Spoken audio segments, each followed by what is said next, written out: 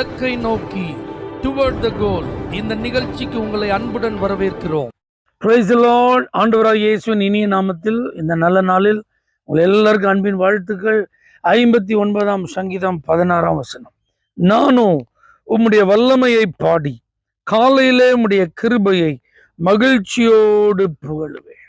இன்று தேவனை மகிமைப்படுத்தி ஆராதிக்கும் ஒரு ஆசீர்வாதமான நாள். தேவனுடைய வல்லமையை புகழ்ந்து பாட கர்த்தர் நமக்கு அற்புதமாய் தருகிற ஒரு வாய்ப்பு. மகிழ்ச்சியோடு அவருடைய கிருபையை கொண்டாடுகிற ஒரு நாள். தவற விட்டுறாதீங்க. உங்க வாழ்க்கையில தேவனுடைய வல்லமை எப்படியெல்லாம் வெளிப்பட்டது. இஸ்ரவேலர்களுடைய வாழ்வில் ஓங்கிய புயம் பலத்த கரம் வெளிப்பட்ட போது எகிப்தின் அடிமைத்தனத்திலிருந்து அவர்கள் விடுதலை அடைந்தார்கள். அவருடைய வல்லமை வெளிப்பட்ட போது கடல் பிளந்து ஒரு புதிய வழி அவர்களுக்கு கிடைத்தது. சத்துருக்கள் அவர்களுக்கு முன்பாக சிதறடிக்கப்பட்டார்கள். சுதந்திரமாய் தேசங்கள் அவர்களுக்கு கையளிக்கப்பட்டது.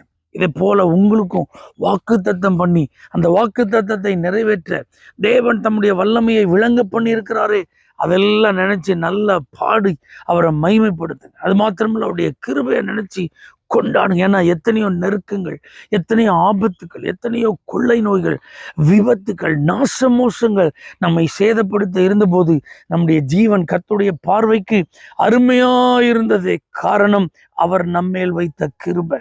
அதெல்லாம் நினைச்சு ஆராதனையில அவரை மகிமைப்படுத்துங்க. இன்னும் கிருபையையும் இன்னும் பலனையும் பெற்று ஆண்டவருக்காக வாழ தேவன் உதவி செய்வார். தகப்பனே, இந்த ஆராதனை நாளில் கிருபை மேல் கிருபை, வல்லமையின் மேல் வல்லமை, பலத்தின் மேல் பலன் உடைய பிள்ளைகளுக்கு கிடைப்பதாக இயேசுவின் நாமத்தில் பிதாவே, ஆமென். For prayer contact, Pastor J. J. Kumar, El Shaddai Ministries, 9500252586, Surandai.